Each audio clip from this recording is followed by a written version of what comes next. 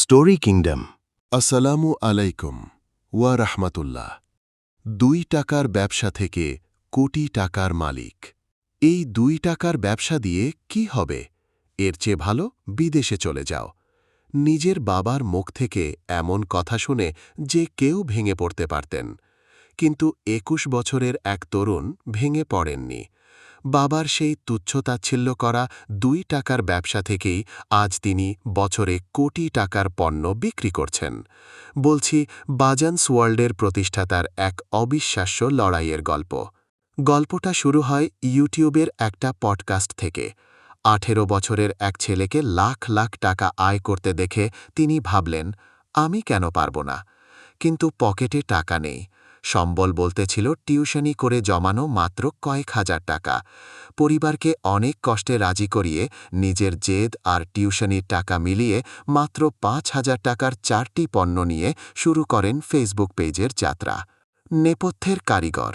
ব্যবসা মানেই কি শুধু লাভ? না, শুরুতে তাকে একাই সামলাতে হতো প্রোডাক্ট বাছাই, কাস্টমার মেসেজিং আর প্যাকেজিং। যখন তিনি হিমশিম খাচ্ছিলেন, তখন পাশে এসে দাঁড়ালেন তার মা আর 19 বছর বয়সী স্ত্রী।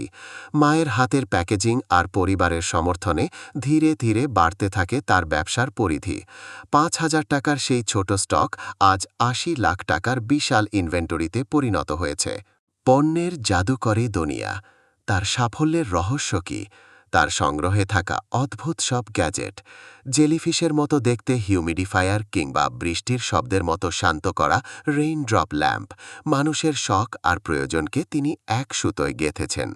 চীন থেকে সরাসরি ইম্পোর্ট করা এই আধুনিক সব গ্যাজেটই আজ তাকে চিনিয়েছে পুরো বাংলাদেশে। গত 1 বছরে তার মোট বিক্রির পরিমাণ 1,10,00,000 টাকারও বেশি। যে ছেলেটিকে একদিন বিদেশে পাঠানোর কথা বলা হয়েছিল, আজ তিনি দেশেই কর্মসংস্থান করছেন। তার এই জয়রথ আমাদের শেখায়, লক্ষ্য যদি অটুট থাকে আর পরিশ্রম যদি সৎ হয়, তবে টিউশনির কয়েক হাজার টাকাও কোটি টাকার ব্যবসায় রূপান্তর করা সম্ভব।